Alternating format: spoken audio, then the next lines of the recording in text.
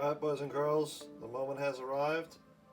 My NVMe SSD for the PS5 has finally shown up, and I'm going to take you through the install with me. Alright, so what you want to do here is you want to turn the PS5 upside down with the disk drive, if you have it, facing you, closest to you, and then you want to pull up and pull back on the top right hand corner. Okay, so what you want to do here is you want to pull up on this section slightly and then pull back towards you, towards your body. There you go. And the cover comes right off.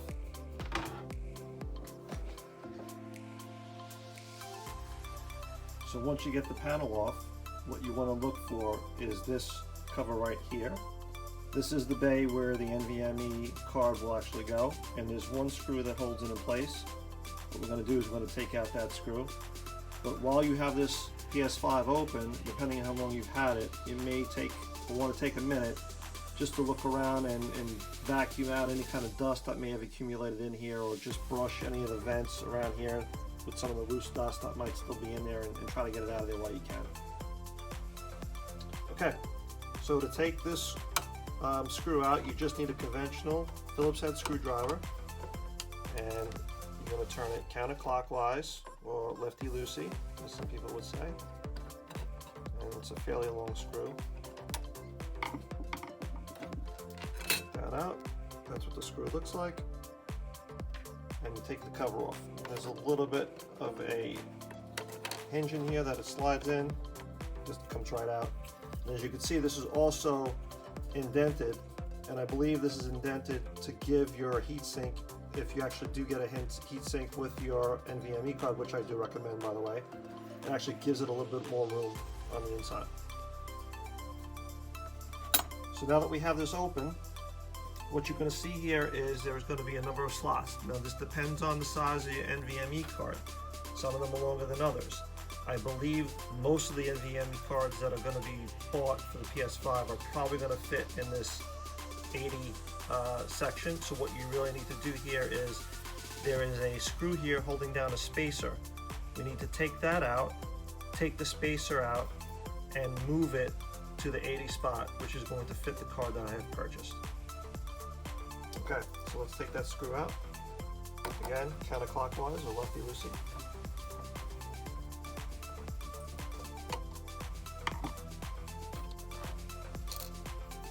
Okay, there's your screw.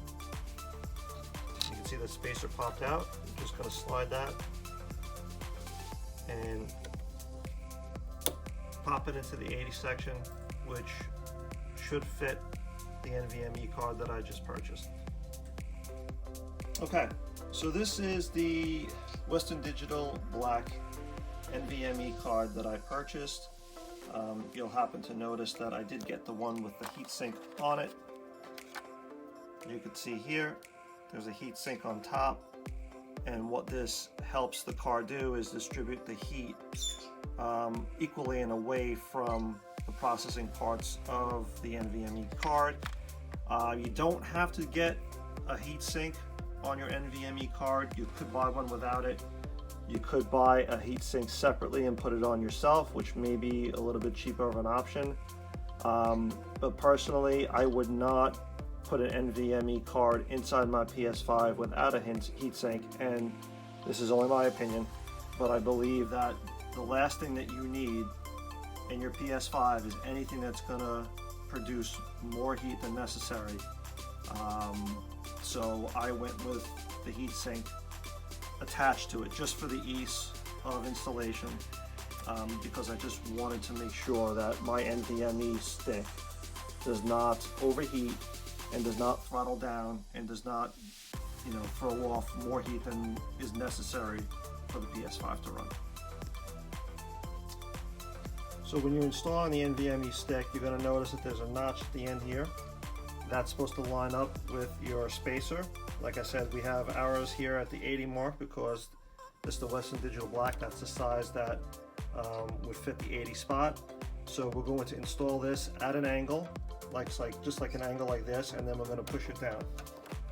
And you'll notice here there's a tooth at the end of the stick that lines up with the slot here in the PlayStation 5. And then what we'll do is we'll put it in on an angle.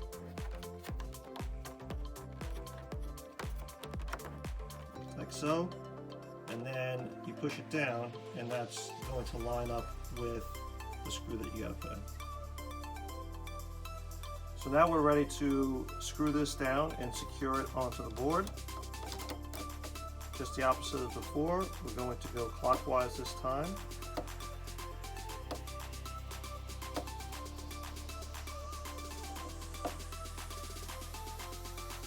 So now our stick is firmly on the board.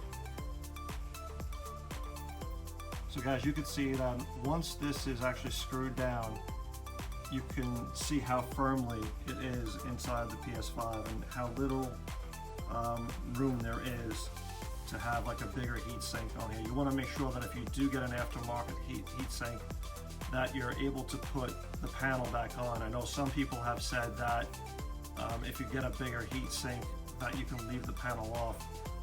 I don't know if I would try that. I mean, the way the PS5 is apparently cooled down, I think it actually requires the cover to be on. But look, to each his own. If that's something you want to do, I mean, that's your choice. I'd rather, this is kind of why I went with the one with it already attached, because I knew this one fit in. You can actually see the room that's left once you actually have the heat sink on it. So all we're really left to do now is to put the cap back on, the cover back on. So that notch is right in here. Okay, and then we're going to screw this down.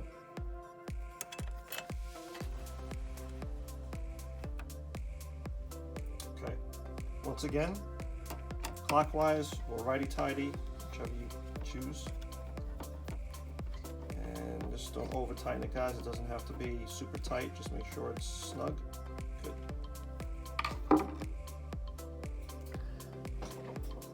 Okay fellas, so when you put the cover back on, what you want to make sure is that the disk drive, if you have a console with a disk drive, lines back up with the disk drive itself.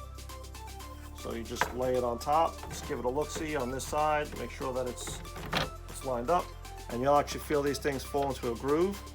Then all you need to do from here on in is just push down a little bit and push forward like so. Just clicks right in. And you're done. Alright boys, so now that we have everything installed physically, I have the PS5 hooked back up with all the wires and such. So now we're going to turn it on, and hopefully the PS5 recognizes the new hardware that's been added and asks us to format it. So here we go.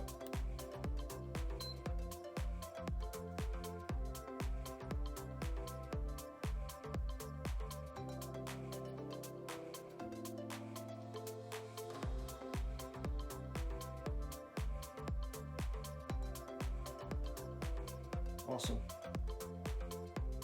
So now what we're going to do is we're going to select, format the SSD.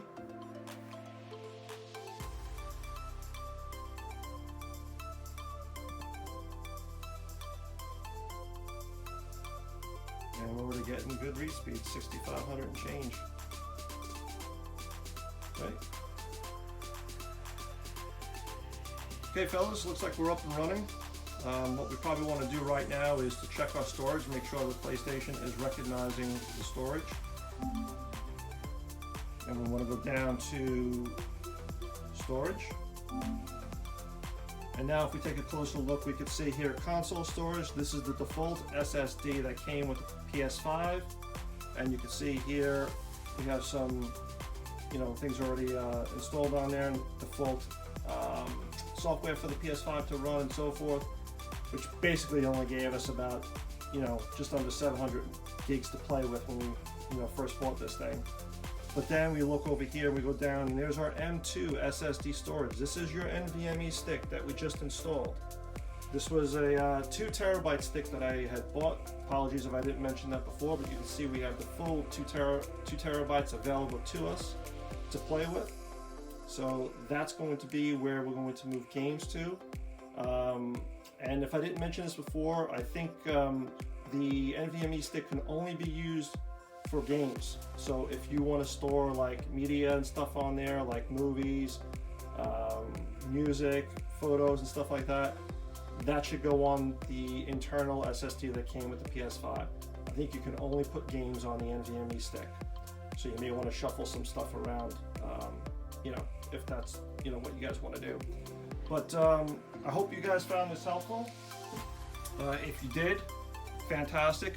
I would be so grateful if you guys dropped a like, maybe even a sub. That would even make me more happy.